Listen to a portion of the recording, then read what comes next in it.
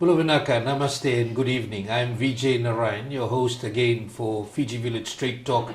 Our guest tonight, we have got 3 guests. We were aiming for 4. There's one who did not front up to the show, but we are grateful that the Multiethnic Affairs Minister, Mr. Charan Singh, former Prime Minister and current leader of the Fiji Labour Party, Mr. Mahendra Chaudhry, Assistant Minister for Women, Children and Social Protection, and also the chair of the Girmit Celebration Committee, Sashi Kiran, have accepted the invitation to come on the show tonight to discuss about Girmit and other issues in relation to race relations and nation building. We had also extended an invite to the leader of the opposition, Mr. Ratu. Unfortunately, he said that he'll come back after talking to his party, the Fiji First Party, and quite unfortunately he had come back and said he did not get the approval for them to appear on the show. So hard luck for us, but maybe the next time we will get the leader of the opposition or the Fiji First represented on national issues of interest. At the end of the day, we need to be sitting around the table and thrashing out issues that affect us, the people of this country. So thank you for making yourself available for that. Now, plans for Girmit celebrations this year, starting off with you, Sashi, as the chair of the Girmit Celebrations Committee. How is this being used for awareness and contributions? Thank you, Vijay. Bulavinaka and namaste to you and to the viewers. This year we've taken the national program. Girmit celebrations was declared a public holiday, Girmit Day, and this year we've taken the Western Division to Girmit Center, which is a very significant space for the people of Girmit descent. It is a 4-day event, 3-day official event from 11th. So we are starting on Saturday, 11th, with an official program by Honorable Deputy Prime Minister and a full day of folk songs and events. A lot of people from Tokamba have come forward to present the different cultural and folk events. We've even had today a call from somebody, an elder, who had performed, for the Queen, he said, when he was a little kid. And, they've carried this through.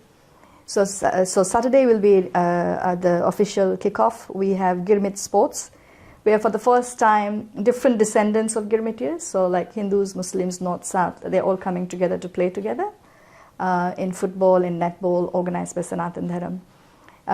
And whole day of Sunday from church to again folk events. And 13th, we have the float. Different people from different parts of Western Division are participating. And His Excellency, the President, is opening the event for us on Monday. On Friday, we have a very special event for the Vanua, and we'll be celebrating the Vanua as the beginning of the program. And we have invited multiple stakeholders. There's an organizing committee in Lautoka, built from sugar industry, from Girmit organizations, all the cultural groups, who have been putting up this amazing program. And there's a lot of ownership from the entire Western Division for this program. So that's what we have for you for the long weekend. Just to clarify, what is the aspect of the Vanua event on Friday? Okay, so before organizing the event, we did go and take our blessings from the Vanua of Vindilo and Tribunda. Mr. Chaudhry and Mr. Singh may know that when the first lot of Girmitiyas who could not go back, they were called Khula, like they were free, but they were given CSR land to work on. But they were very restricted. They could plant only certain things. And some of them approached the chiefs to give them land to plant. And some of those early settlers had the blessings of Tuivunda. They went and settled there and they started farming in that area. That's some of the history that we've read. Our current Tuivunda is 94 years old. And we had requested the Bosuni Momo to say that we would like to come together and pay our gratitude for last 145 years. We have had the blessings of utilizing the land our ancestors had, and they've accepted it. So they will be an exchange of gifts and food and dance and dialogue even before we begin the Girmit event. Mr. Chaudhry, what is your viewpoint on the celebrations, Girmit celebrations, and do you think it's being used in the way it should be as far as awareness and contributions are concerned? Thank you, Vijay. Thank you for having me here. Yes, I've seen the program. This year's celebrations are centered in Lautoka with a day in Lambasa. I would have liked to see each district having some activity. I think to travel to Lautoka from Reki or Singatoka, Ba, is a bit of a expensive affair for people these days particularly. So maybe next year what could be done is to organize celebrations in each district, because if you look at Ba, you look at Reki, Tavua, there are Girmitiyas descendants there. And if you talk about inclusivity, you must include them in the celebrations. So from that standpoint, I think things would have been much better if some activity to create awareness, to give a sense of inclusivity to our people, district celebrations would be more appropriate. And we did this because the National Farmers Union, we celebrated the 125th anniversary in 2004. And we did it throughout. It was 1 week long, but in every district. And on that occasion, we also did a publication. We published a book, Children of the Indus, that was done to record the history from the perspective of the farmers' representatives. So I would like also to see some publications come out for people to read, and our younger children particularly, because there is not much way in the way of the Girmit events. For instance, in our schools, this is not taught. School children are largely unaware how the Indians came here.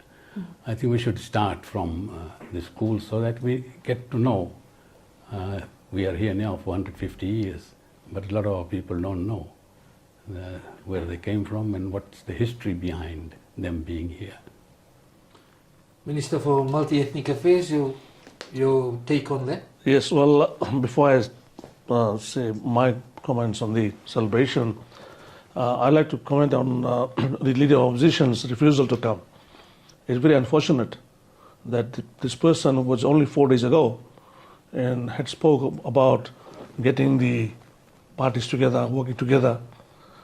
Only now I'm not told that he's not willing to come and be sitting here and talking about a very important occasion. This is something to do a reconciliation in a very genuine way.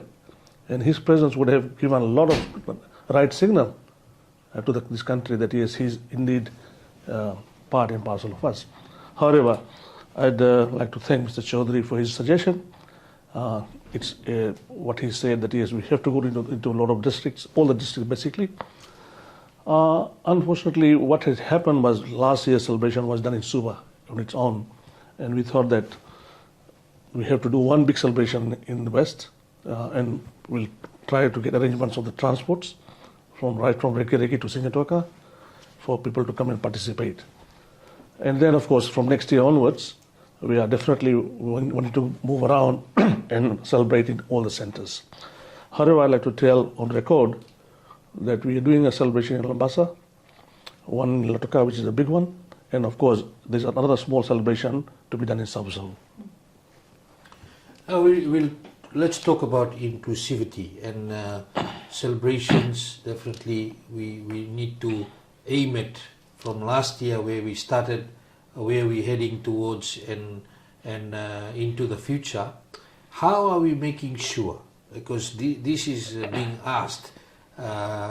Examples have been given where the myth of Indo-Fijians seen as people wanting to steal Itoke land or taking over Fiji. Starting off with you, Sashi.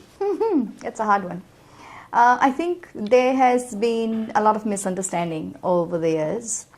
And when you look at the first 100 years, we see a lot of good relations. And in the last 40, 50 years, I think a lot of things have shifted.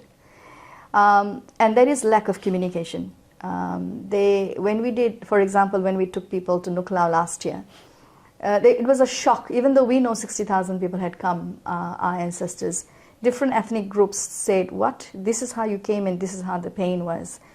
Most of us have forgotten history of how people had come. And our people had begun from struggles of nothing, but through prudence and planning and focus on education, they have done really well for themselves, and they are now considered economically, well-to-do. But if you see, there is a lack of communication between the two. So once they're seen economically thriving, it seems like, and there is an issue of land tenure and land security with the Indians. Unfortunately, we have been talking at cross purposes. We've seen each of the communities in Fiji, and I mean every one of the communities have felt like they're a victim. Indigenous community feels they're a victim. Indo-Fijians feel they're a victim. And Melanesians and everybody else feels they're a victim. There has not been enough dialogue to allay each other's fears. And we have seen our people talk to the chiefs and say, all we want is security of land, or all we want is a sense of security to being here. And when we're having this dialogue with chiefs in the last few years, a lot of times chiefs realize that this communication doesn't really happen. And that's why I'm hoping that the Vanua Day and more dialogues like this will actually allay the fears that the needs of the different people is sense of security. But how we're communicating it.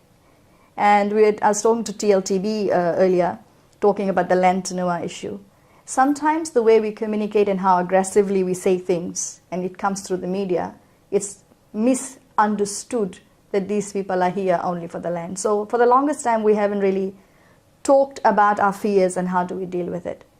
That's why you'll see with the Truth and Reconciliation, we're beginning a lot of work on social cohesion, beginning the conversation and dialogue. If that doesn't happen, everybody will... Once you're a victim, you also become a perpetrator. You push back and you continuously hurt each other. And as long as we'll hurt each other, we will not heal as a community and come together to see what is our purpose. Mr. Singh?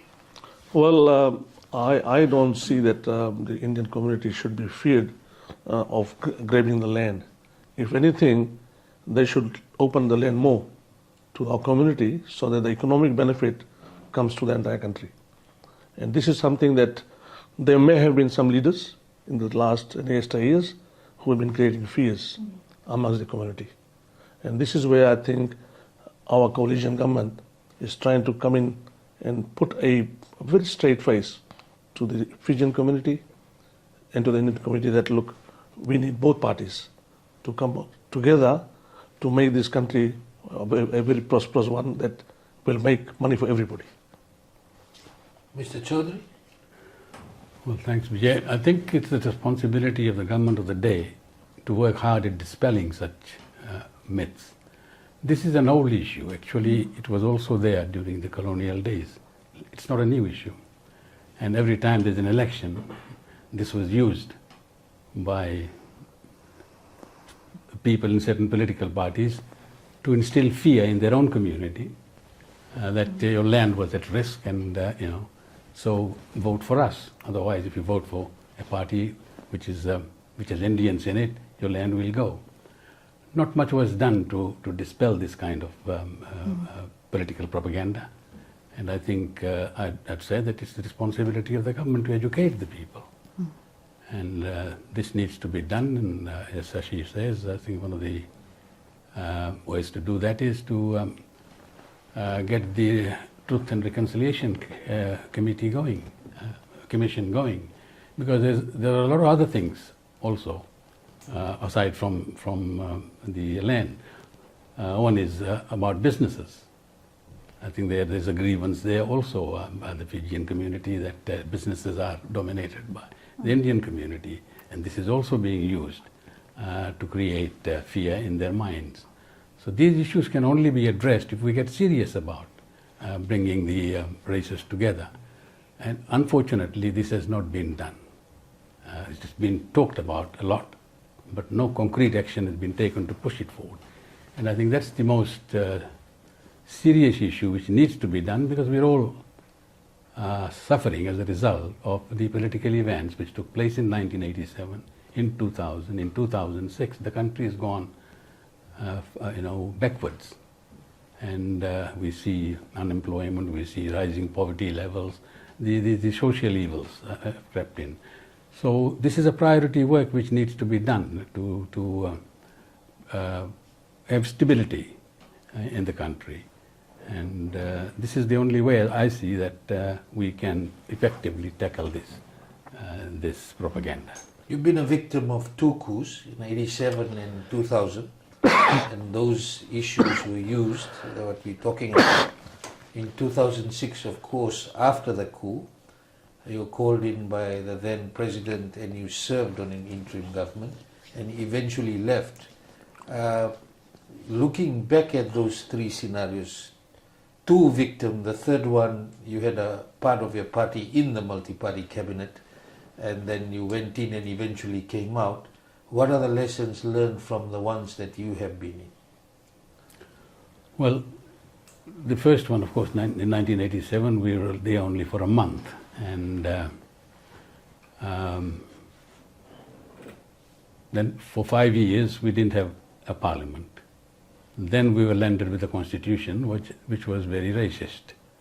And we spent another 5 years getting a new constitution from 1992 to 1997. When we had a 97 constitution, which was supposed to have been a negotiated document, everybody said yes to it. And we had an elections in 99 under that, and we won the government together with other two parties which were in coalition with us. And this time we lasted only a year.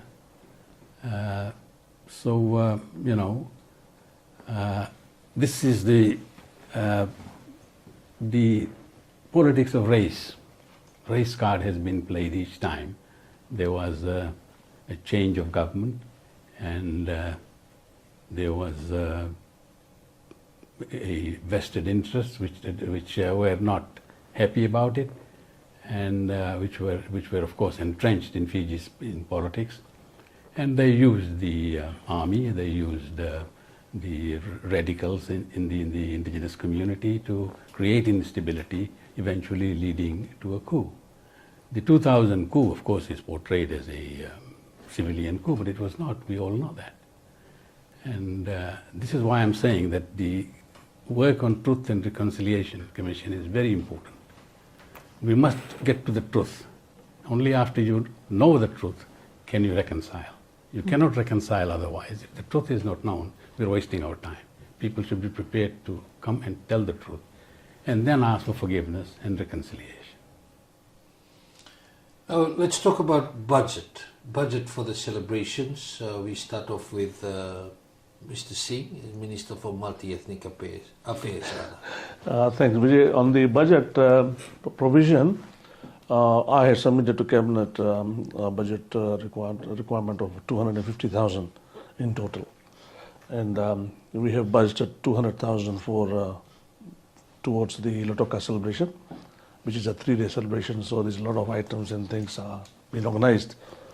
40,000 we have budgeted for Lambasa celebration, and 5,000 for Sao Sao, and got another 5,000 as a contingency plan in case we need the money somewhere else. So that's based on the submission that the chair and the committee has given to us of how the money is going to be spent. And I'll make it very clear that all the money spent will be directly be handled by the ministry. It's not given out to any individuals to go and throw out and spend lavishly. And every spending will have to provide with 3 quotations, and that's when the money will be released. Chair of the committee, how has that been handled to ensure there's transparency and accountability in the system? It's following all the government procurement processes, and the budget was planned and organized through the ministry, and the ministry is handling the budget, like Honourable Minister said. So everything is going as per procurement. It'll be up for audits, so it's pretty clean. Mr. Chaudhry? Yes, I think the Ministry for Multiethnic Affairs is handling the budgetary process. But there are issues relating to last year's celebration, the accounts, there are issues which have been alluded to by Mr. Singh. in terms of how the money was spent, whether it was given as grants to other people and all that. These issues have not been cleared. We raised these issues that there was lack of transparency and accountability in the use of Girmit funds, Girmit celebration funds last year. The Prime Minister made a public statement that the accounts would be published after the celebrations. We're still waiting. It's almost a year now. I think that accounts is going through the proper processes and will go through the audit and will be made available through the audit processes. To make further comment on Mr. Chaudhry's statement, last year I had no hand in the celebration. It came directly from the Ministry of Finance. And only from this year, the multi-ethnic and from here onwards. Here onwards you will be handling. Yeah, multi-ethnic. So that's why I've got a direct control and direct hand to see that everything is in order. And it will be audited and the audit report Yes, and will be on very timely. It will be given. So you were saying that the last year's audit report, when So that goes through the normal process of the government and it will be available through audit process. I'm made to understand that process is ongoing. You know how the reports are done and it goes to the auditors. So it will be made available to the Parliament in due course. So it's from the Auditor General's office is doing an audit? Yes, like any government process goes through the audits, it will go through the audit and it will be available in due course. Now the main objectives of having Girmit celebrations, and I noticed all three of you individuals used Indian and Fijian. So a Fijian would be indigenous Fijian or Itoke, and Indian would be Indo-Fijian. But as we're saying that under the constitution we've got the term Fijian for everybody. Now to differentiate, are you using those terms, or do you believe that those should be the terms as a community that you're talking about in terms of Fijian and Indian? Well, I'll tell you one thing, Vijay. By putting a label on a tree to say a mango tree is a banana tree will not change. Exactly, that's why I'm asking you the question. So we have come as an Indo-Fijian, and our community has been recognized as an Indo-Fijian, and our Girmitiyas are there. So just by simply putting everybody as Fijian doesn't change your story. I think down the line we still have to realize that we are Indo-Fijians, we are Indians of descendants of the Indian origins, and there are Itokes here. And the constitution was obviously, as you know, was loaded on us without a proper consultation. So that means that at the end of the day, I'm a very proud man to say, when I go to overseas, I say I'm Indo-Fijian from Fiji. And that should remain. So that's the way it should be, and I think down the line, we may have to even reconsider this thing to become something that we want to be proud to say, that we've come from Bihar. Do we look at what's in the come from constitution? Bihar, yeah, of course, yes, that we've come from Bihar or from Uttar Pradesh or Punjab, and we are still here as a third or fourth generation, but as an Indo-Fijian. Sashi? I think we live in Fiji, so we belong to Fiji and we are Fiji citizens, and that's accepted. But for our communication, for internal dialogue, we are different cultural groups with cultural, different settings, different habits. And when we are talking in conversation, it's important to be able to identify ourselves. And that's why I've been saying, our people of the land, indigenous people, and you talked about the inter-ethnic challenges. Unless we recognize that we are different subsets of people with different values and different there's differences, then only we acknowledge that we need to come together and try and understand each other and learn about each other. So for this conversation, I think it's very important to be able to identify ourselves as different cultural groups. Mr. Chaudhry? I think what's more important is recognition as equal citizens. Whether you treat every citizen, he be Fijian or Itoke or Indian, as equal. Mm-hmm. And this is a grievance that the Indians have had here for a long, long time, that they feel discriminated against, and there is a lot of substance to it. It's not a wild claim, and so I think this has to be addressed, because having lived in this country for 150 years, third, fourth, fifth generation, why are we still not regarded as equal citizens? One of the things which Bainimarama did was, called, change the name, but he said, well, look, equal citizenry. And people like that. People like that. They like to be called, given a common identity. In Australia, they're all known as Australians. In America, they're all known as Americans. So, whilst you have your cultural identity, that of course is there. But when you're talking about national unity, getting people together and looking at things from a national perspective rather than from communal or community perspective, I think it's important to have a common name. I would like to say to that I think people are equal citizens in every way possible. At least with the current government, we keep talking about it and trying to make sure that every citizen in this country feels like they belong. Yeah, there are a lot of hangovers, there are a lot of challenges and issues, but I think government is very strongly recognizes that every citizen has a place and every citizen is equal. And I don't think that changes by calling ourselves different subsets. We are national citizens, and that is acknowledged and recognized. Fijians, we are called in the Constitution. Prime Minister said, that's fine if everybody accepts it. But for these kind of conversations, we do call ourselves different cultural subsets. But I beg to differ that we do not necessarily have equal citizenry. Mr. Singh, equal citizenry, you suggested that we need to have a relook at that name, Fijian for all. You stand by that? Well, it's in the Constitution and needs about 75% in Parliament and 75% of registered voters in the country to change that based on what the Constitution is saying right now. Well, by simply putting on the paper equal citizenry and not following it is two different things. So that's where the biggest challenge is, that you just don't simply say, oh, everybody's Fijian. Then if we are all Fijians, then everybody should be given the same opportunity. That's the point I made. Which means that the land should be then opened up, the economic powers that have been held by Indians should be opened up. That's called equal citizenry. It's not simply saying on the paper that we are all equal. So it's a bigger discussion that needs to take place, which you believe didn't take place when the Constitution came through, which we are under at the moment? There was no discussion on this Constitution. There was a Constitution which was done by Professor Yash Gai, and that was, set alight. I think we need to relook at the Constitution, but, as I said, that this is a legitimate grievance of the Indian community.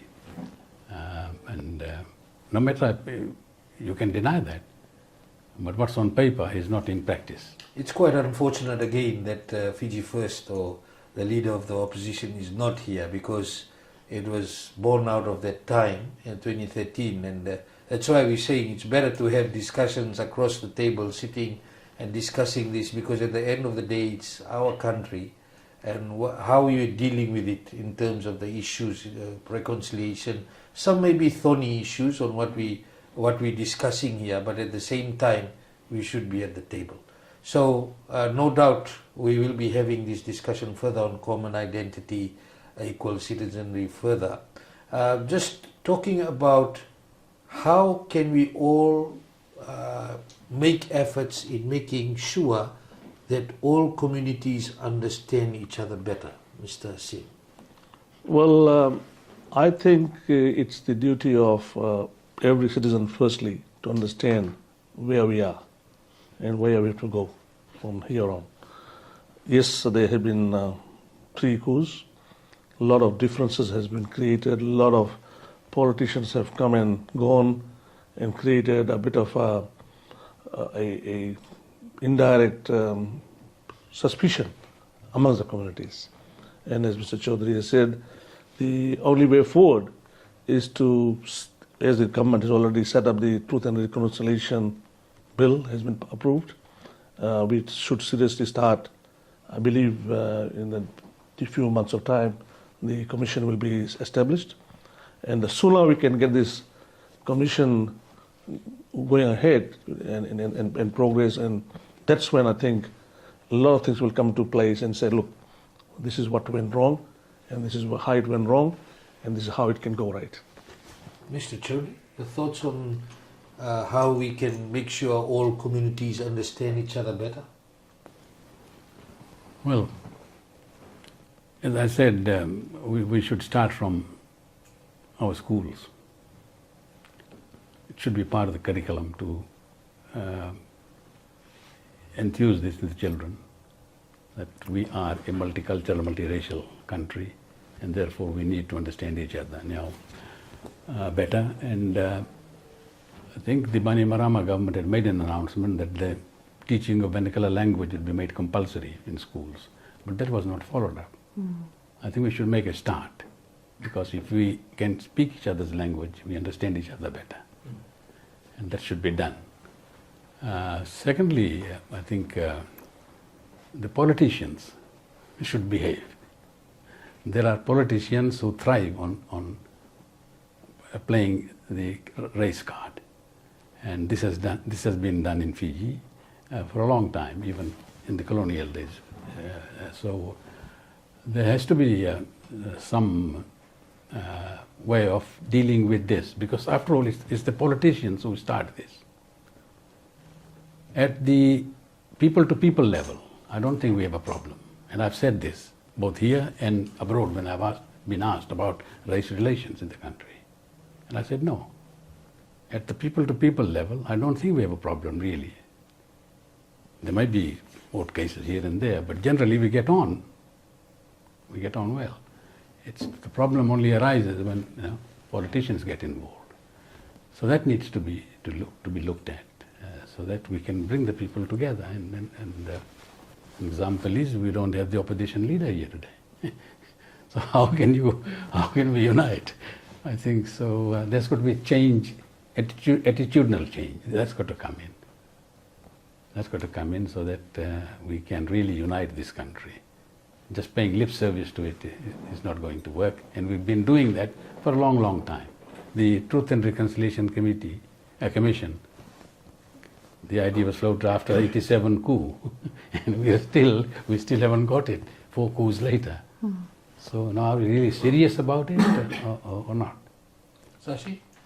Thank you. I think just first of all a correction. We've passed the motion in Parliament. We're still working on the bill for the Truth and Reconciliation. Mr. Chaudhry talked about school curriculum review. President had asked that last year, and that's being looked at. Curriculum change takes time. But I think any change happens, attitudinal change happens at home. If each one of us took the time to understand our own history first, and then understand the history of each other, many of us don't know our own histories because it hasn't been taught. And while on the surface we have always said, and we are in a very blessed place, nobody's killing each other, I mean, generally there's a good harmony on the ground.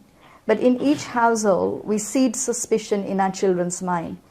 Any Indian child, naughty, will be told, oh, Fijian men will come and take you, and vice versa. Fijian children are told, Indian men will take you and eat you.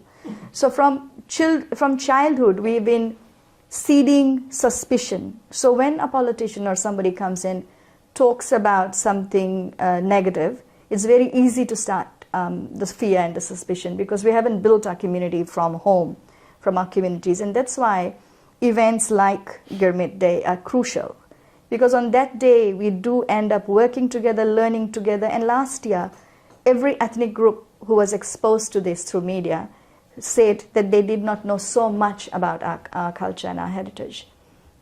So days like this is important. Each one of us need to understand our history of struggle, history of joy, history of harmony, and that actually helps us learn and understand each other better and move forward better. And when we evolve those relationships, it's easier to keep at bay the suspicious politicians or anybody who's trying to create trouble. You're watching Fiji Village Straight Talk. I'm Vijay Narayan. We'll be back after this break. Oh my gosh! Oh, what's in the box? You're probably wondering, what's in the box? Well, if you must know, it's actually me. Wait. Before you call the police, I'm actually an app. The all-new Fiji Village app. Here's an update. See what I did there? I gave you an update. What's new? Well, for starters, I look different. My new layout also comes with stories. If you're looking for something short and sweet, I will bring you the latest news on the dot so you stay updated. You're welcome. You don't have to go anywhere for content because I bring the content to you. Not only can you listen to your favorite radio station, you can now watch online video content. Which reminds me, are you looking forward to the Coke Games? Well, guess what? I can give you live tallies and stream Fiji Village Relive so you can keep updated no matter where you are. Your #1 news website just got better with an app. Download.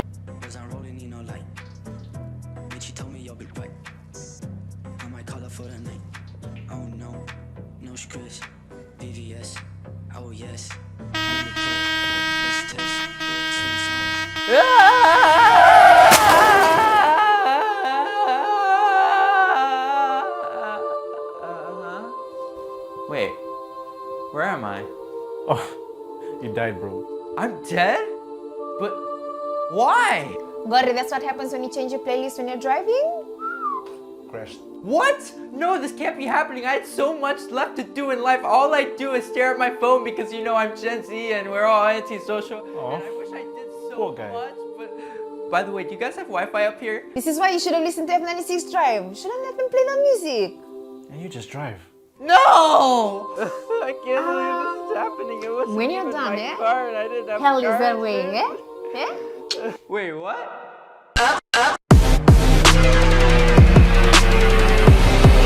Bring it back, bring it back, bring it back.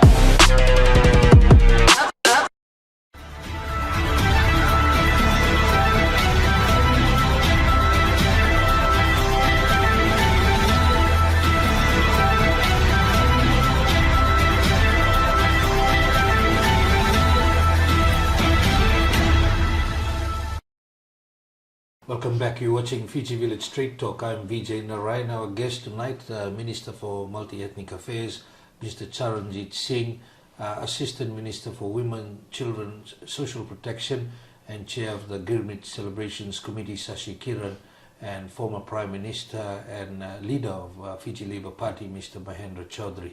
We're talking about Girmit celebrations. Assistant Minister and Chair of the committee. Will we eventually have Girmit celebrations on the actual day, which is May 14th, or that would not be the case, and why? Interesting. Actually, this year it was proposed on 14th, which was a Tuesday. So the cabinet had decided to keep it on 13th to keep a long weekend. There has been a lot of conversation around this. The boat had entered the Fiji waters on 12th, and even though the landing happened on 14th, so any of those days we can commemorate the day. There was a lot of conversation around what does May 14th mean for us today. Even though 145 years ago our ancestors had landed with with all the struggles, in our recent memory we have May 14th as a military coup. And maybe the day everybody, like we've gone through the processes and people have healed and they're willing to remember May 14th as both the events it may happen. And despite the apology and there's a lot of work that has happened, Honorable Prime Minister has given, people are still hurting with May 14th issues. Those are unresolved. So it sort of mars the Girmitya arrival. But I don't think that's off the cards. Maybe eventually the country will be ready to talk about it on May 14th. But May 14th for now, in the current memory, reminds people more of the 87 coup than the Inventure Day. So for now it won't be celebrated on May 14th. We don't know that. Next year, if it happens to be on a Monday and it ends on a long weekend, it may be. It's not off the cards. But generally, people have felt that maybe Girmit should be remembered as Girmit and not marred together with a coup. Mr. Chaudhry, you were a victim of that coup on May 14th, 1987. There were a lot of victims, of course, the whole nation, but you were part of that government that was in power for 1 month. What's your view on that? I hold a different view. First of all, I question whether one should celebrate bondage. People came here on the 14th of May to do what? To slave. Now, it's kind of paradoxical that you're celebrating slavery. It doesn't make sense to me. I think what we should be celebrating is the day the whole system was abolished. 1916, 1920, you're talking about. Yes. The day on which this a motion was moved in the British Imperial Parliament in India abolishing the indentured labour system. The word kula comes from that day. Liberty. People were free. Yeah, you're celebrating liberty, release from the bondage. I think that needs to be looked at, because I don't think it's proper to celebrate, slavery or bondage. So that's my view. What I'd do you like think of that? May I add to that? Again, this has been a discussion. But because the indentured labourers came, and yes, they struggled, and they survived, and they gave us the life we have today. Today we are because they were.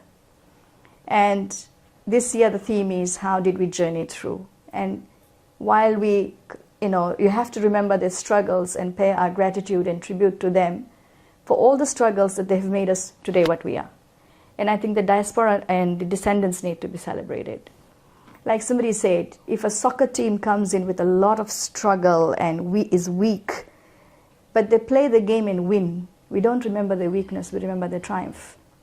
Our people came and struggled, but they triumphed as well. So I think this is a conversation that has, from last year we've been having this conversation. I think it's important that the government has recognized Girmit Day. It has recognized and brought to fore acknowledgement of our history. We remember our history, we pay tribute to our ancestors, and they have contributed to Fiji's history. That's a great beginning.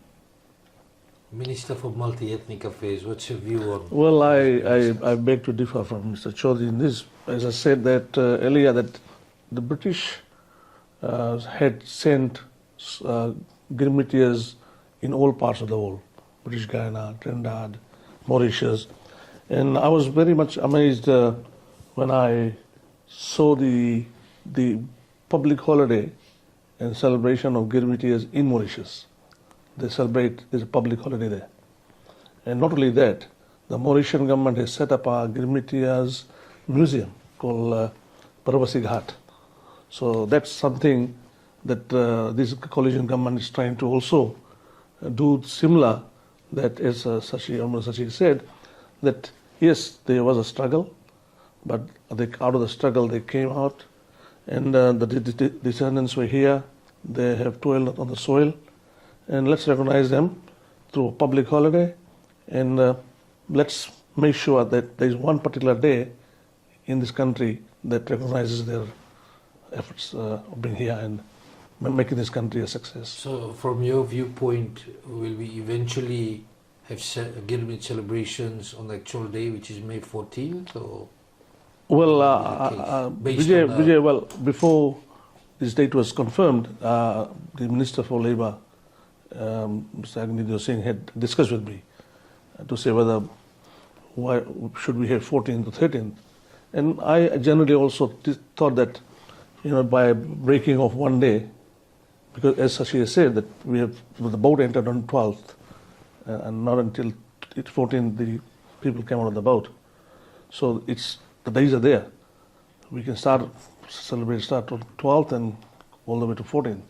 So 13th doesn't really affect us too much in terms of that. But again, for convenience of our public as well, if you had a weekend and then Monday you have a working day and then Tuesday again. So so I also suggested to Mr. Singh that let's set it on 13th. We're talking about how the celebration was done last year compared to this year. What is different this year? Well, Sashi, I think you can start because you were the chair for last. Like I said, it's because we've taken it to the West. West has a particular significance for our people who were able to start leasing land. It's quite different in the sense, last year was much more controlled, and we were trying to honor the indigenous people who had saved our ancestors in Syria Rec, acknowledging, the lending Nuklao, and it was a very wide, broad program to acknowledge the different communities. West, we have given largely the responsible to the communities in the West to celebrate, to plan, to organize, to the working committee. And they have really evolved the program to become theirs. And I think that's important that everybody, like you said, is feeling included. From the different floats to different cultural events, different folk events that still coming in till today. People are really trying to put themselves in the program and be part of it. And that's really, really special. Mr. Chaudhry, what can be different this year from your viewpoint? Well, I'm thankful that we don't have an international conference this year on Girmit, because we wasted $250,000 on that conference, and we don't know how it was spent. It's also an issue with regard to the accounts for last year's Girmit. I think this year I've seen the program, it's much better compared to last year in terms of involving more people, more items, and well spread out during the 3 days, except for the fact that I said that probably next year we'll look at doing it in other places. So I think as we go along, there will be new items added to it. It will improve, delivery will improve and all that. And yes, so we leave it to the people who are organizing it, and each year we hope that there will be improvements and it will become more and more inclusive. I must say that international conference last year, actually all the papers presented from around the world added to the literature. Mr. Chaudhry talked about producing books. And there'll have to be plans to make sure that academics and conferences actually happen so that we capture some of that history. And I think that's important, that we do add other pieces to it. And last year, the program was very stretched over 5 days. And you think, acknowledging the Vanuatu, say, Nuklau and the main program, we also had the apology. The Methodist Church came forward and wanted to, have that reconciliation day. And that was very special. So last year, it was a national program stretched over 5 days. And this year, it's much more contained and much more community-oriented. So that's different. But I think every event last year and this year has its own special place and will have special place in history. And that international conference, of course, is part of the audit. Oh yes, that's all part of audit. Just before I asked you about what can be or what will be different this year from your perspective, and you saying now you are looking at the celebrations and how you can take it forward from here onwards as a Minister for Multi-Ethnic Affairs, but just going back to that reconciliation day last year on Sunday, where Mr. Chaudhry, it was historic and a lot was done at that time. You sitting in that actual service that took place on that Sunday afternoon, can you tell our people how you felt sitting there? And the Methodist Church, some of the key figures of the time in '87 played a big part at that time in supporting what had happened in the coups of '87, and of course then what happened in 2000. How did you feel from your perspective? Well, I felt quite moved, actually. I felt quite moved, as you said, that these were the people who were instigators way back in '87 and maybe in 2000 as well. And when this came, of course, before this was confirmed, the then president of the Methodist Church had discussions with me, and I said yes, I was prepared to be a party to this process, and I think it's long overdue. So I was very glad that it happened. And what I am saying now is, please, let's push that. Yeah. The aspirations that you created, the hopes that you've created, and of uniting the people and reconciling the different races, let's give it some priority, some urgency, because a lot depends on it. I'm quite worried about the outmigration of the Indians from Fiji. It's a serious problem. And I've always said that people are leaving not because they want to leave, but they're forced to leave because they don't feel that they belong here. The problems that we have faced, and I have faced, is that there is no acceptance. Right? Recognition, acceptance is very important. So I think this is a very important element in reconciling the races, that we do something about it quickly, because people then can see that something is happening on the ground. It's not just plain talk and nothing's happening, and meanwhile our people are leaving. We're losing them like nobody's business. It's not good for the country. I've stayed back, and people have talked to me about this, and they said we've waited long enough, but nothing's happening, right? To give us that confidence in the future of the country, in the future of the government. That's why we've got no other option. If things were improving here, if the economy was improving, if race relations were improving, and problems like discrimination, etc., were being addressed effectively, nobody would want to go. But look, the world has moved on. Right? Today's generation of the descendants of Girmitiyas are different. They have a different mindset. Right? And they're not likely to wait, because we must have a focus on the future. If we don't have that and we keep living in 1879, no. That the younger generation don't think like that. And we've got to also cater for them. So the sooner we start with that process, the better it would be for the country. Mr. Singh, what's your thoughts on that?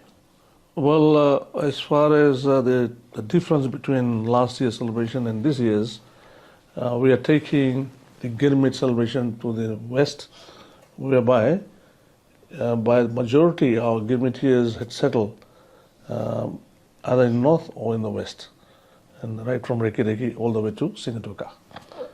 So basically, the show is we're taking the show on the doorstep of the Girmitiyas descendants who are still there. As far as the programs are concerned, Honorable Sashi has said that there is a lot of various different things organized from the last time, and I've also seen the program. I think it's very filled up program, which people will enjoy for the next three days there. But one of the things that I like to also mention is the historical thing that went wrong as far as our Girmitiyas are concerned, and for our farmers are concerned, is when the Reki mill was dismantled by this last government. And as you know, the figures that we have is the mill was sold only for $300,000 to a Korean company.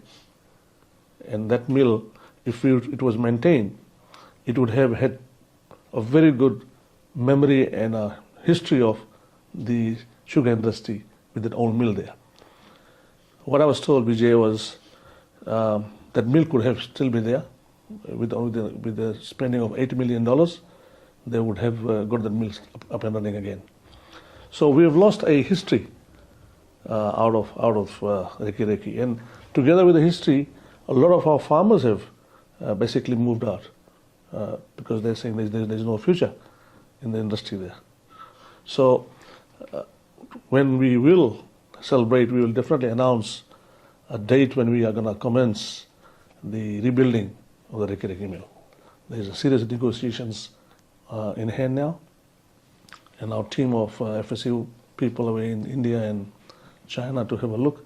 So coming back to that, there's some association towards sugar industry, towards Girmitiyas, and the reason being going to West is to basically give a boost to our whoever is left there in the industry to come back, or even try to promote the sugar industry to survive and revive again.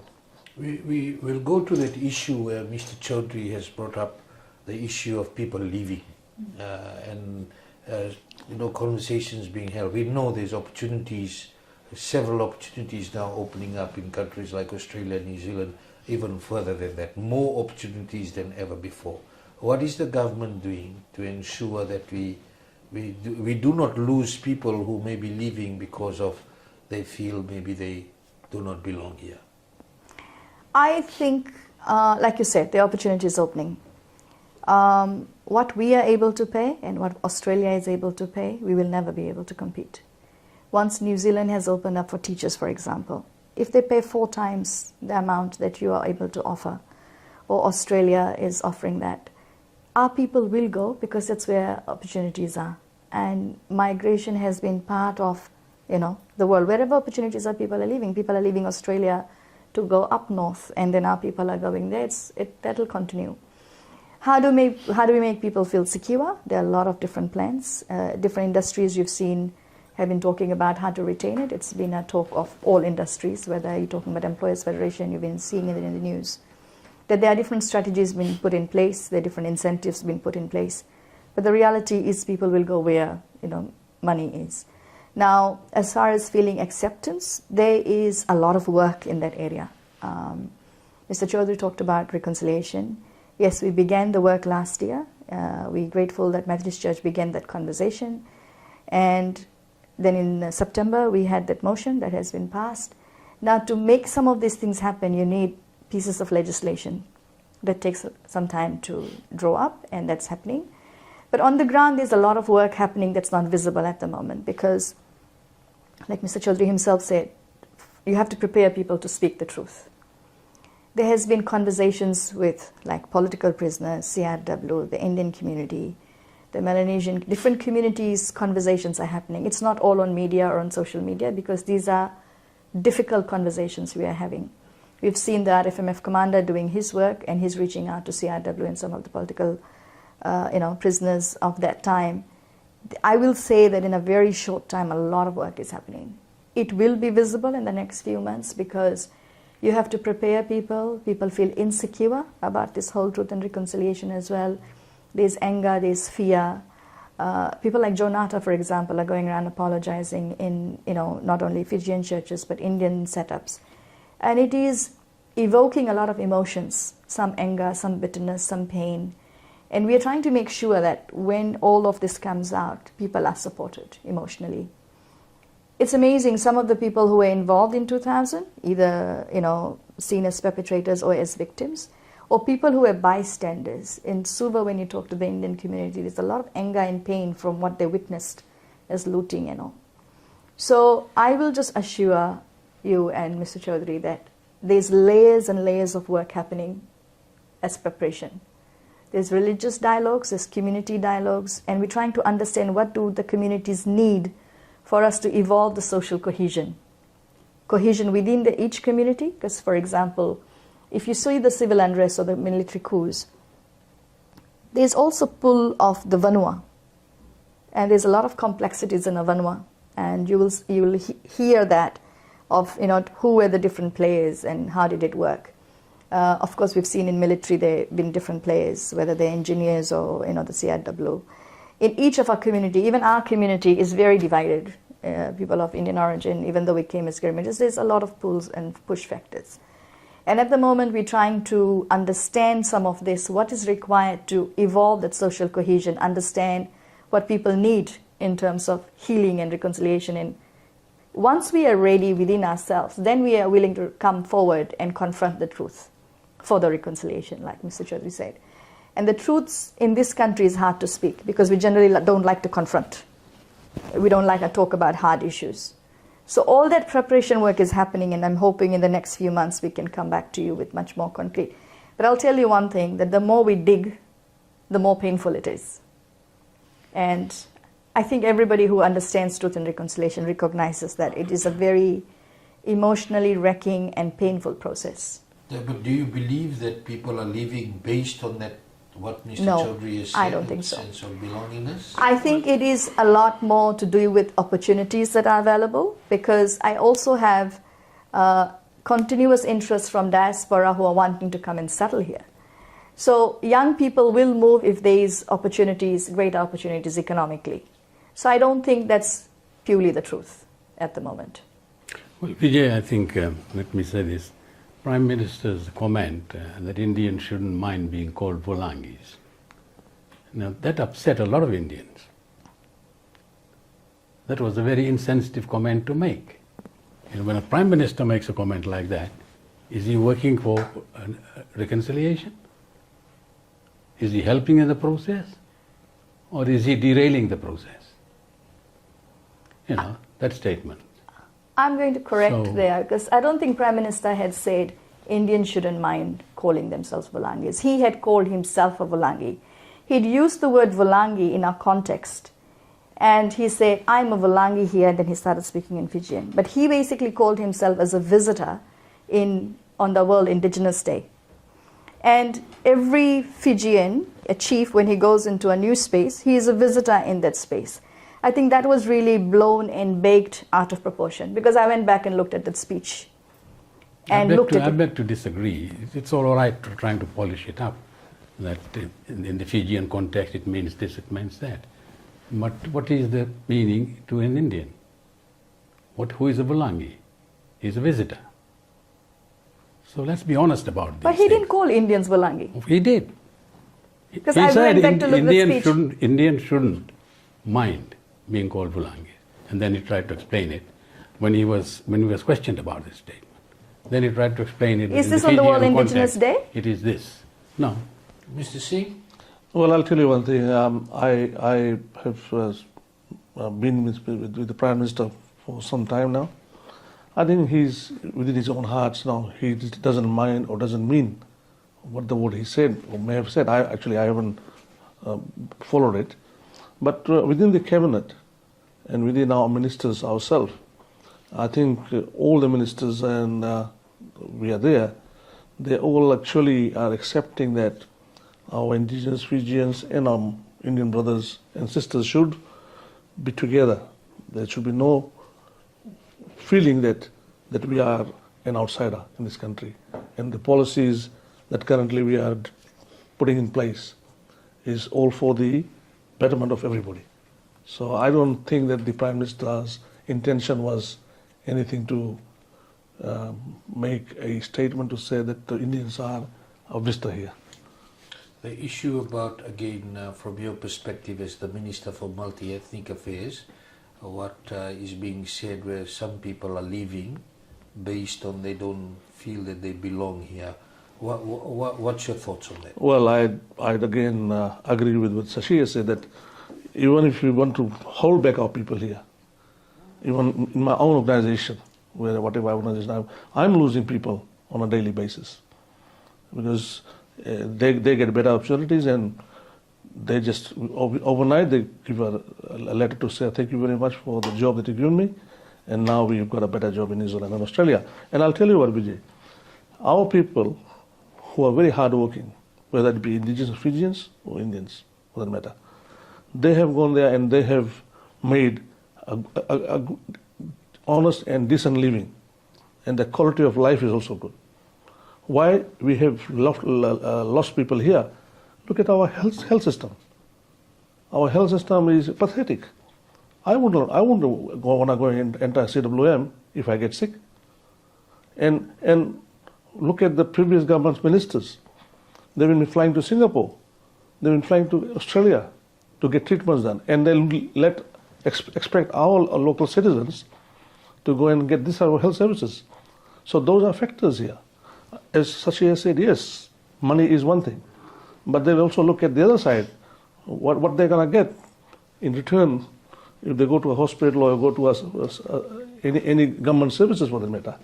Our water systems is pathetic.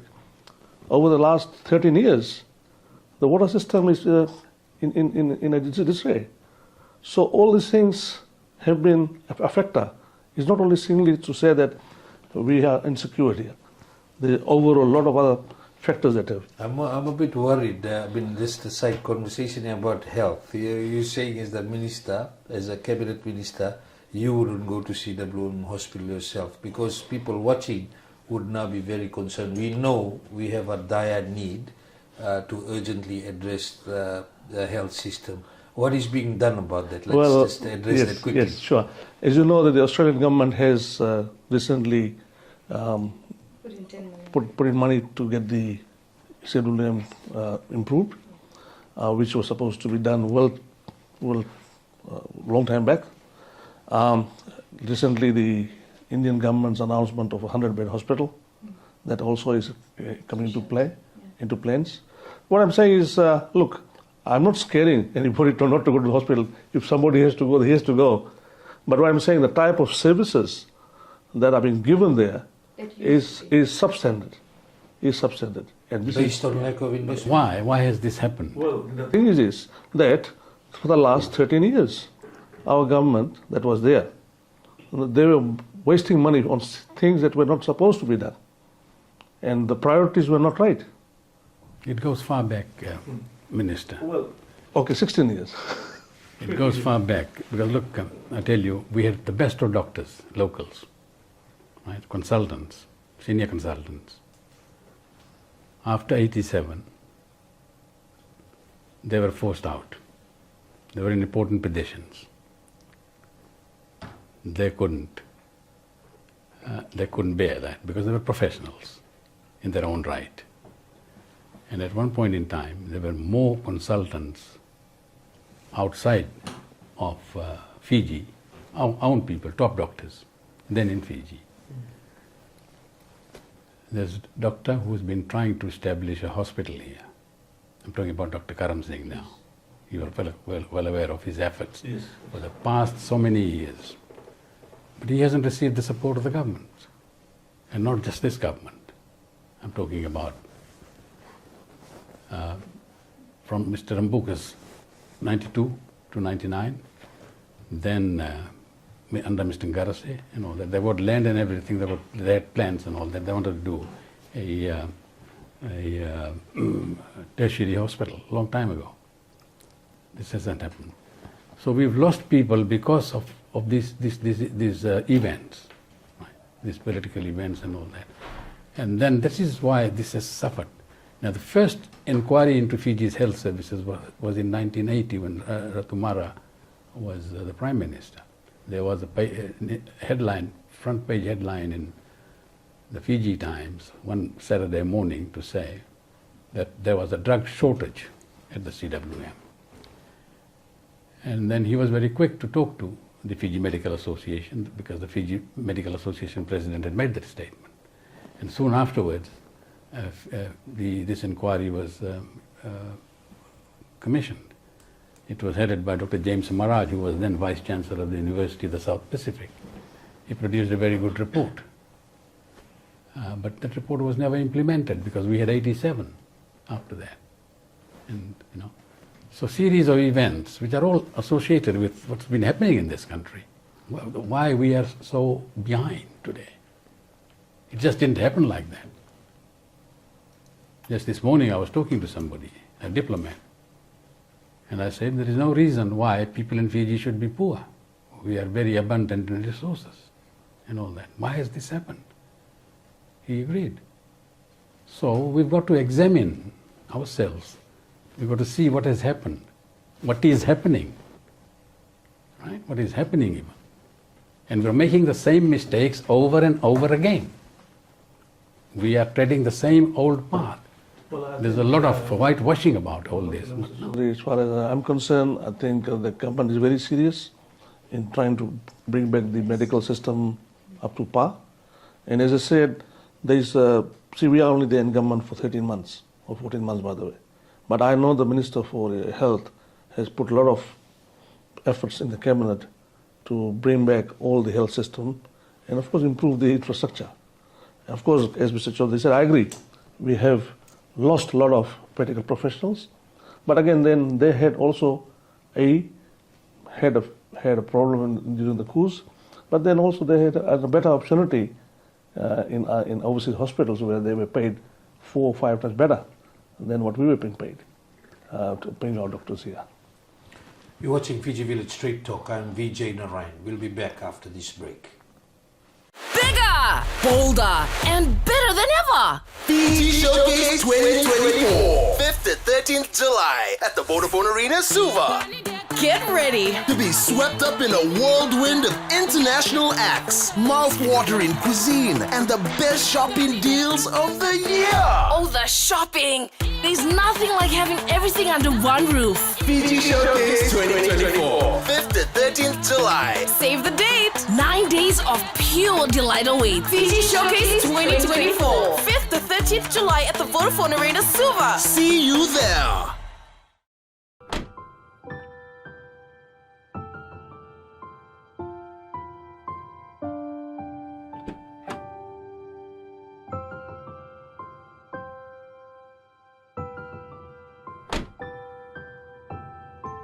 26 Breakfast with Budana Penny and Tifa. Good yanders. It's 21 past 7 and it's Turned Up Tuesday. Turn up. Good youngers, let's go.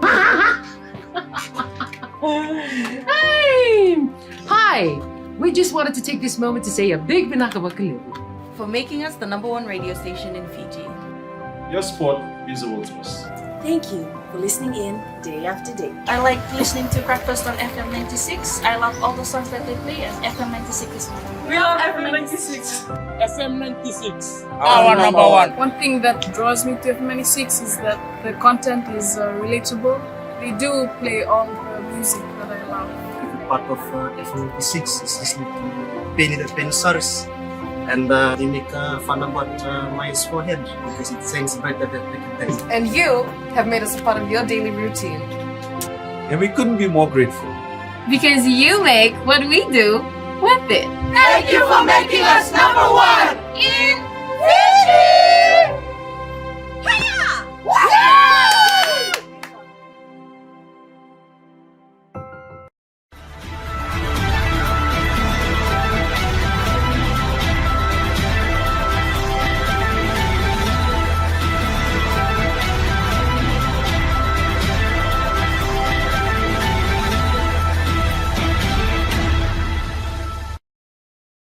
You're watching Fiji Village Straight Talk. I'm Vijay Narayan. Our guest tonight, the former Prime Minister and leader of the Fiji Labour Party, Mr. Mahendra Chaudhry, Assistant Minister for Women, Children and Social Protection and the Chair of the Girmit Celebrations Committee, Sashi Kiran, and Minister for Multiethnic Affairs and Minister for Sugar as well, Mr. Charan Singh. Now, we are talking about this last segment. We will go deeper into the issue of racial unity. Of course, Girmit celebrations, there's different thought processes here on the date that we should be celebrating. Should we be celebrating the actual arrival of the indentured labourers on that date, etc. Different viewpoints around the table, and making sure that we are successful in achieving what is best for the people of the country. One of the biggest issues is racial unity. Mr. Singh, what is the government, or how is the government working on racial unity? Well, I strongly feel that there is a need to bring the races together. That has been a talk, but we have to walk the talk. There are policies in place that we are trying to bring in. In particular, when this multi-ethnic affairs ministry was re-established, that was one of the focus was to see that the two major races can come together and be in cohesion. So, as you know, that one of the ways of our ministry's first work was to set up a policy framework. A policy framework by multi-ethnic affairs is to see how we can reach the other community that has a suspicion or suspicious on us. So in that way, what we did was, Vijay, we had actually brought in two consultants from New Zealand. One was Dr. Rajendra Prasad, the former Labour Party MP in New Zealand government, and of course Radhe Nunn. So these two gentlemen, they had volunteered at no cost to this government to look at the policies of Canada, Australia and New Zealand, where the racial communities could has been brought together. And a policy has been set which will become our legislation. It's not just a one-day work. So Dr. Prasad and Mr. Nand were here. They came for two different trips, and they had consultations with the indigenous communities, the church leaders, the social workers as well, and of course community leaders and politicians. So, and of course, as I said, that they didn't cost us anything. The New Zealand government paid for the airfares and accommodation. So they have actually done a report, a very comprehensive report, on how the government policy could be set up to see that our racial relation and this racial harmony can coexist in a very permanent way, not on just a temporary way. Mr. Chaudhry? Well, I think we need to look at what are the issues. What are the issues? What are the issues as far as the Indian community is concerned, and the indigenous community, and of course the minorities, the other minority communities, they must not be forgotten. From the perspective of the Indian community, I think his biggest problem is access to land. And the second issue is equal opportunity. We've talked about this earlier on in terms of lease renewals and affordability, as far as premiums are concerned, and land rentals and all that sort of thing. And this is an issue in the sugar industry, which the minister knows very well. There's some work being done on that. But by and large, I'm talking particularly about thousands and thousands of Indians who are now living in informal settlements. They cannot afford to buy land to build their own homes. Now, this needs to be addressed, because you go around Suba, you see so many settlements and all that. There has to be some state assistance, and they must be given land for housing. It is a constitutional right. If you look at the Constitution, it says it's the responsibility of the state to provide land for housing. That's number one issue. Access to land on secure terms. Second is to be given equal treatment in state services. We talked about the jobs in public service, in terms of promotions, in terms of training opportunities, and all that. We don't get statistics from the authorities now on the composition of the public service, ethnic composition of the public service. In the Constitution, 1970 Constitution, 1997 Constitution, there was a provision that there shall be parity in the composition of the public service to ensure that each community is fairly represented. That is not happening, and the gap is widening in terms of fair representation of the communities. And the people who are victims of this are minority communities. That needs to be addressed. We talked about people leaving. This is another cause. You don't get a promotion. Right? So it's a genuine grievance. These are grievances. So issue by issue, you tackle these things. Then you'll have Then you'll have something, because you are addressing the problems, the grievance. If the grievances are not addressed, how can you bring in this unity that we're all one, because we're all fairly treated? My problems are looked at by this government, and things like that. And I talked earlier on about acceptance and recognition. So I think that is it. We've got to do this in a methodical way, by identifying the issues. And sure, indigenous community would have issues in terms of economic participation, the situation. And I've always said that their own leaders haven't addressed their problems. They are resource rich, but these resources haven't been developed. And unless you develop your resources, you cannot gain from it financially. So their leaders should have a good look at it. Now, I was quite despaired when I read the report of the GCC Review Committee to put the blame on other races, and that we should now support the economic disparity, and by way of accepting that they have not had a fair go. No, it's not that. So when your leadership fails you, who do you blame?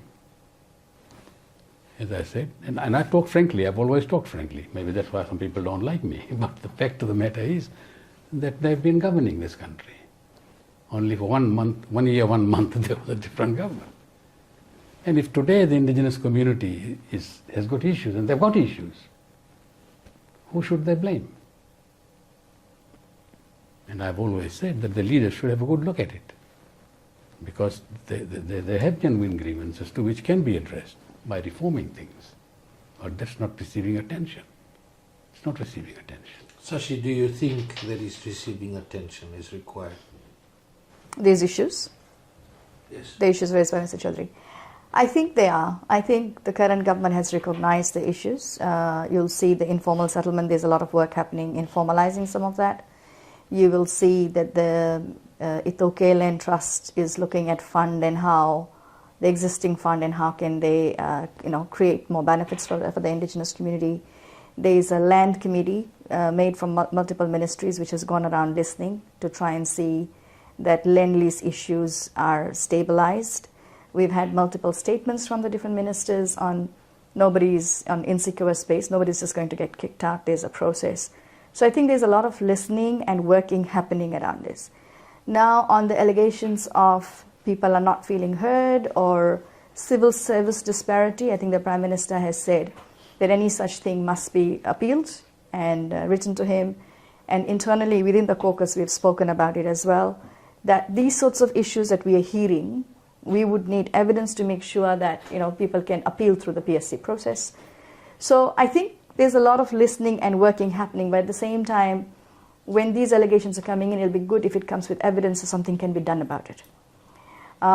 Social cohesion, Honorable Charan Singh has spoken about. There's a whole social cohesion work that is happening within his ministry, and like I said, for reconciliation, there's a lot of social cohesion work. You've seen last week UNDP has launched where different civil society, we're working with different civil society to look at where the pains and the problems are and the beginnings of the work.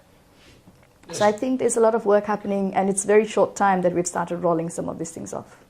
Just those things in relation to the civil servants, and I know the Prime Minister was asked a question in relation to claims of alleged discrimination in selection processes for positions or promotions, and some of the civil servants who are Indo-Fijians had raised the issue but feared victimization, and even the Human Rights Commission has said that you need to put your name to it if you need something addressed.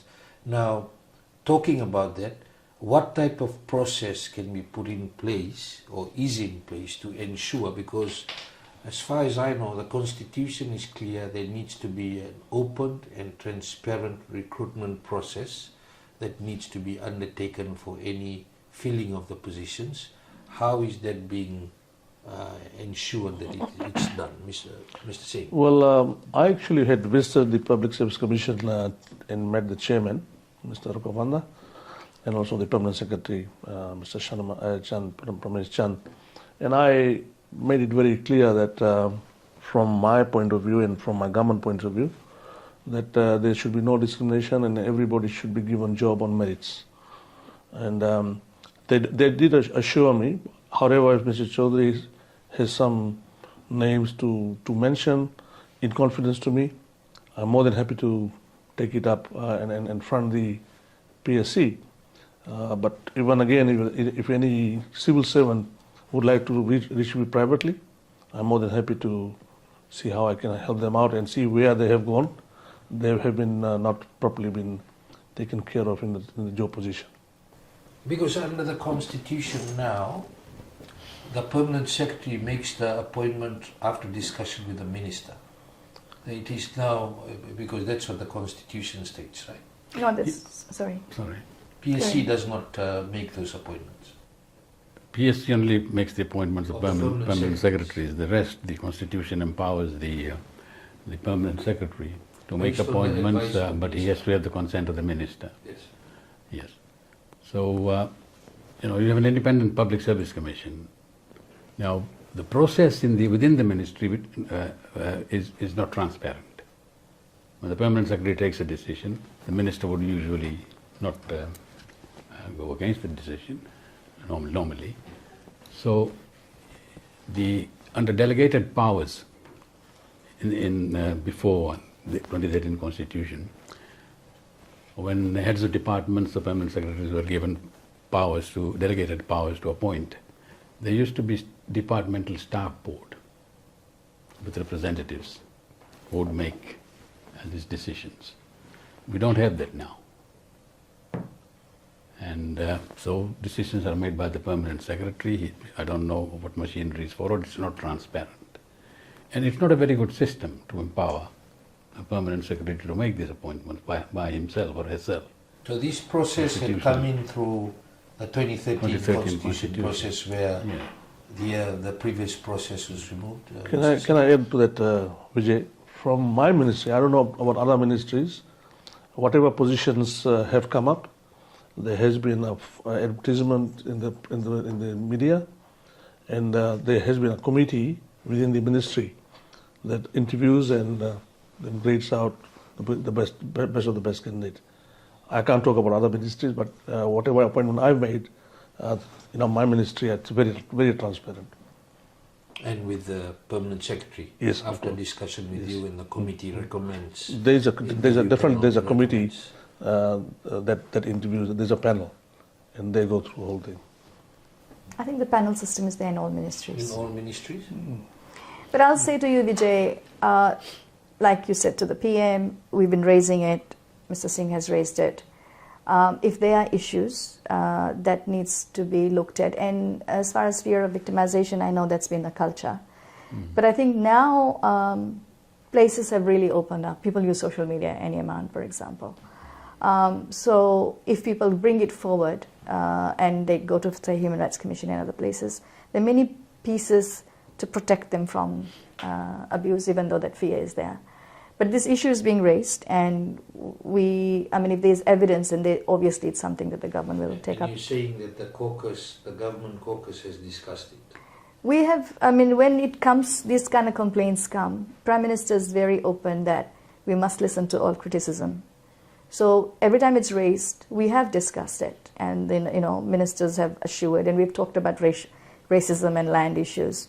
And generally, all the ministers, like Honorable Singh has said, they're very committed to making sure that all people of Fiji feel heard and represented.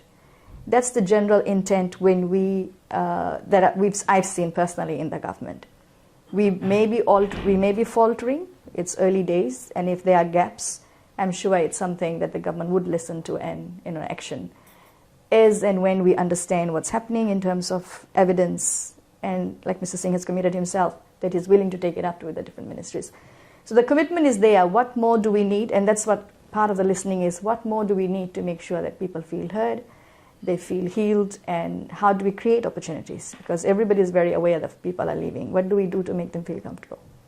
That commitment is there. There you go. The Minister for Multiethnic Affairs has said on the show, if you'd like to even contact him privately and give your grievances, or Mr. Chaudhry also, if you have those details, you can give it across to Mr. Singh after the show, and definitely he will be looking into it for any different ministries. Sure. Just my final question again is in relation to, we're talking about reconciliation efforts. We know lawmaking is important, and to ensure all of that is done. We have the Multi-Ethnic Affairs Ministry. Now you have become the minister of that, and that's re-engaged in carrying out its work. The issue of making sure these reconciliation efforts are being looked at after the coups of 87, 2000 and 2006, so that it can help in race relations building activities and also nation building in totality. I'll start off with you, Sashi, because you are already involved in some activities. Yes, I think, let's even talking about Girmit. Many of our people, when you talk about Girmit or hear about Girmit, weep without really thinking about it. You just feel the emotions.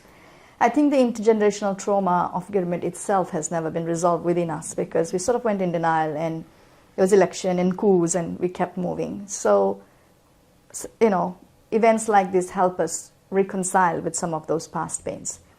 But 87, 2000, 2006, the mutiny. Now, when we look at reconciliation, there are many, many parts to it. Like I said, there's within our community, there's a lot of work that needs to happen. There's Melanesians who came as slaves even before us, and their sense of landlessness and sense of belonging. There's a lot of work happening in that space right now. Then you have Rambi and Tuvalu, part Chinese. So there's actually communications happening with the different communities to see what does it mean for them to have healing and a sense of belonging.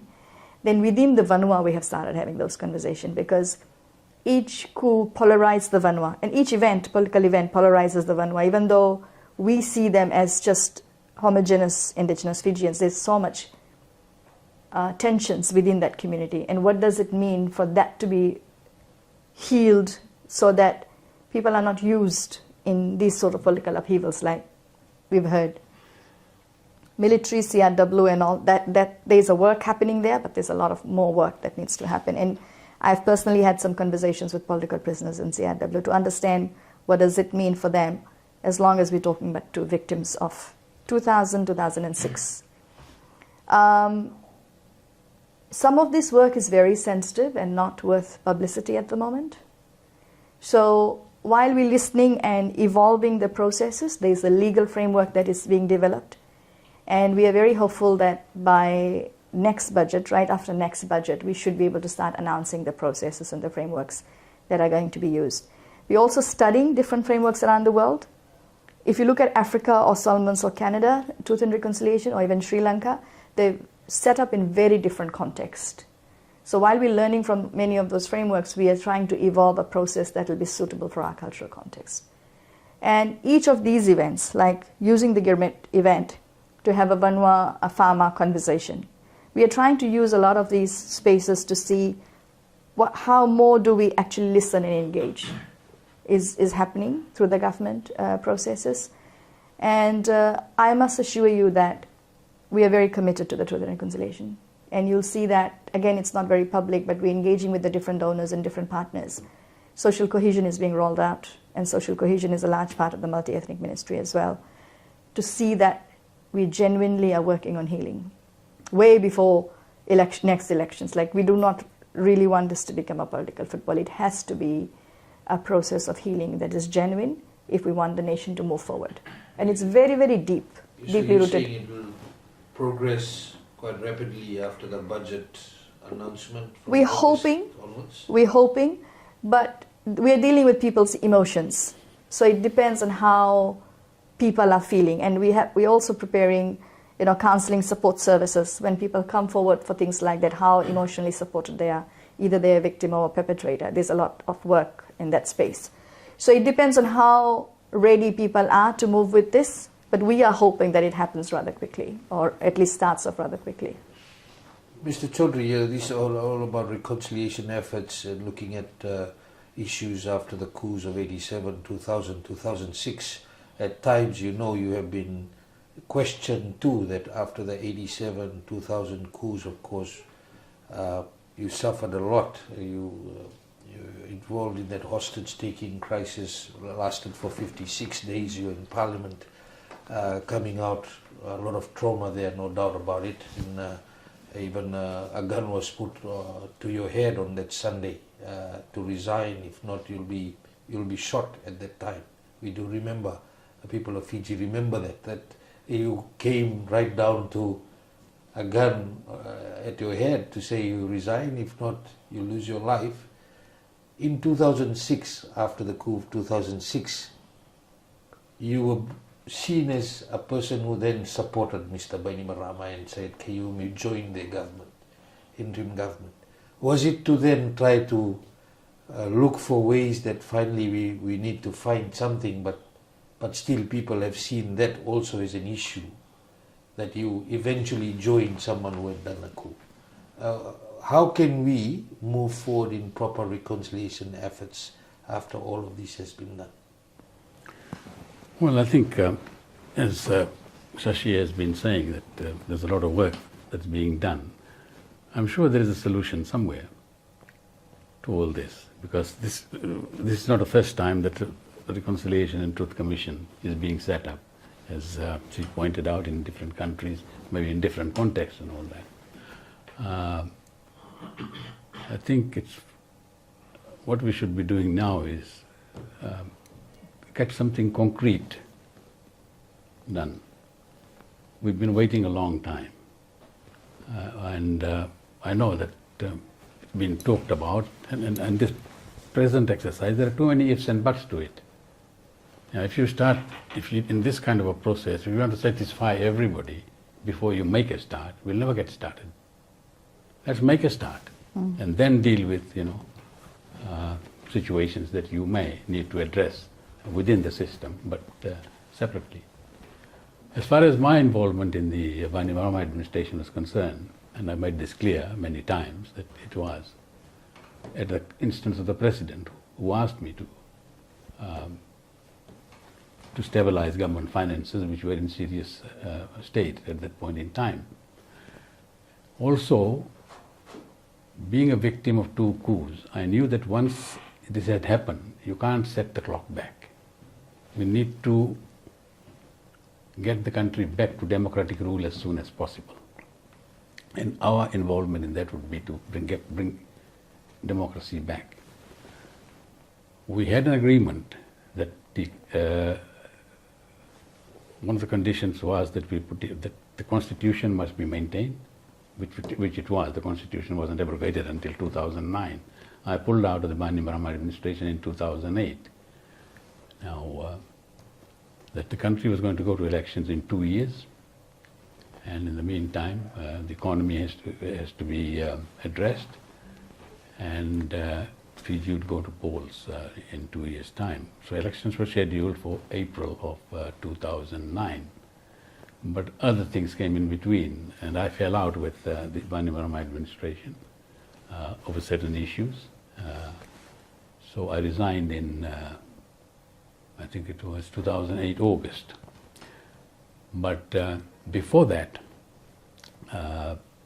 Bainimarama had written to all his cabinet ministers that elections were going to be held in April, and this was in July or so. We received letters that those who were were intending to contest the elections in April 2009 needed to resign 6 months before before April 2009. So I left in August. By then I had also issues, Fiji water issues with the administration. So I left. So my involvement there was to see a quick return to democracy, which of course, after losing the court case against Mr. Ngarase, Mr. Bainimarama did not honor. He abrogated the Constitution, and then once the Constitution was abrogated, then all these things started, as you know. So, but at the same time, one must also understand, and this needs to be talked about because people are not talking about this. This needs to be talked about. Why did the 2006 coup happen? Were there indications before that something was going to happen? And Mr. Ngarase was pushing on with, and I was the leader of the Labour Party then, we were pushing on with the Kolinkoli bill and the reconciliation bill. He was releasing prisoners from jail who were involved in the 2000 coup. And Kolinkoli bill, the military was against that bill, those 2 bills. The judiciary was against that reconciliation bill, and the police, and this was all public. That come out publicly saying they didn't support that. I was a member of the business committee of the parliament. I talked it over with Mr. Ngarase and said, look, there is serious opposition to this. The judiciary, the police, the military. And when Parliament used to sit those days, the military officers would come in full uniform and they'd sit there. I think the signal was there that, hold on, you can't be, these people who've been arrested and who've been sentenced to this prison are being released. And the bill was also proposing to pardon all of them and to stop prosecutions which were in line in the process. People had been charged and they were going through the prosecution thing. So, Mr. Ngarase was adamant that he would go through with this. He said he had the mandate and will push through with it. And then, of course, the rest is history. So you've got to look at these things also. I mean, so whatever happened, had happened. But how would I feel when I see that someone who was responsible for the deposition of my government, having it deposed, was an active perpetrator, was being released by this man when he had been charged by the courts, when the judiciary was against the bill, when the police commissioner was against the bill, and the military. Why aren't people talking about that? The 2006 coup was very different. It was the unseating of a government led by an indigenous Fijian, by the military. You've got to examine it in that perspective. You've got to look at the reasons behind that. It was not a racist coup. Regardless, it was a coup. You Never, cannot justify coup. No, we did not justify the coup. We did not. We issued a statement against it. But the point is, Mr. Ngarase brought it upon himself. Oh, well, I think... You meant to say, what? When you examine it, I hope you've done enough work on that to know what actually was happening. Well, the late Mr. Ngarase is no longer here to defend himself, but definitely everything that's happened is recorded. And as we understand in these reconciliation efforts, we'll be looking at all the different issues and how it led to. A coup is never good. No, it's not. A coup will never be a good thing, and has never been a good thing for this country because we've gone backwards in many ways, and no doubt we'll be picking up the pieces and making sure that we look into the whole issue and how we can go forward from here onwards, as my question was on taking this forward in terms of using it as a reconciliation effort, a race relations building exercise, which is equating to nation building. Mr. Singh, your final comments. Yes, well, I think the current government, the coalition government, is very genuine in trying to bring in race relations in a better understanding and more fruitful manner that everybody lives in this country is a citizen that they feel they belong here. And with that word, I say that the Prime Minister, in particular, got Honourable Sashi Kiran to move the motion in Parliament to get this Truth and Reconciliation Commission up and going. But it was sad to see that the opposition members, they were opposing this very motion that Honourable Sashi Kiran brought in. So whilst the government is trying to move forward and bring things together, we see the oppositions are not willing to work with us, and this is where it worries us, whether that we will be able to achieve our ultimate goal. That's the point I was making. When I said all that, that you have other elements coming in. Well, we'll do our part, Mr. Chaudhry, regardless. And the whole world will see, the whole of Fiji will see who's trying to go in the right direction and who's trying to take us backwards. Mr. Singh, Mr. Chaudhry and Ms. Kiran, thank you very much for appearing on the show. It's good to have these issues threshed out and to ensure that we continue to move forward for you, the people of Fiji, that we are making an effort to have the discussion, to continue to look at efforts that will turn out into a positive outcome. Wish you all the best in terms of working together and trying to build a stronger Fiji, a united Fiji.